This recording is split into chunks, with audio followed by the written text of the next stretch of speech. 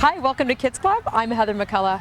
Rob, after school can be a difficult time for both parents and kids. What are some of the things that we need to be thinking about in those after school hours? Well, I think the really important thing is that parents are faced with have so much to worry about with the school day and things like that, that after school, if kids don't find a safe place to go, they tend to be at home, either on their own or with older siblings. And the challenge with that really is that, unfortunately, what ends up happening is a lot of screen time. They're either on TV or they're on the internet or they're playing video games, and there's the risks to that. It's known that no kid should really generally be getting more than 2 hours of screen time in a day. They really try and recommend staying under 1 hour. But, if they are getting that screen time, there's questions around the internet and the things that you can get onto as far as chat lines. Facebook is very public, things that you put on there and things like that. So cyberbullying and all those kinds of things are an issue. Above and beyond that, they're probably not always eating the healthiest things because mom and dad aren't there. Yep. And they're not getting the physical activity necessarily that they could in other realms. So, really suggesting to parents is to look for those social recreational opportunities. And, after school programs would be a cliche word that'll be used, but look for those opportunities. So I guess even if you feel like your child is being taken care of, it still would be worthy to look for an actual option of some kind of after school activity. Yeah, it's really evolved over the years. When I was a kid, it was the craft program or a sports program. Right. It was very specific, but nowadays they're so diverse.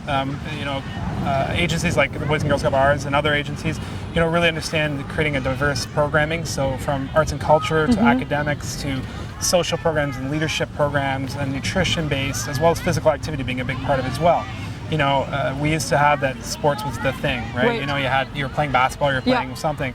But it's so diverse now. Us as an agency here at the Boys and Girls Club, we provide yoga, we have dance classes, we have all sorts of different opportunities that are non-traditional. So the child that's not big into the sports, can still get that opportunity to get physically active through other means, skateboarding. And I guess in a more relaxed kind of atmosphere than taking a traditional, dance class at a studio or something like that. Just Absolutely. it's kind of squeezing in an after school. Yeah. And it gives family really an opportunity. It's challenging. Parents, dual income families now.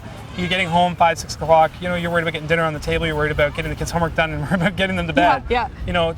Getting them an opportunity to expose them to those types of things after school is great. It's a real opportunity for them to, try new things and be exposed to different things, and get those relationships, those social opportunities. Yeah, I was going to say they must make new friends that are outside of school too. They do, and it's really nice to have them have that social aspect and get some academic supports if they need it, and all sorts of things. And good quality recreational programs. You're looking for things like High Five. It's a great way to do that. Yeah.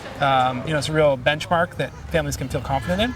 But you want to keep those families open to that.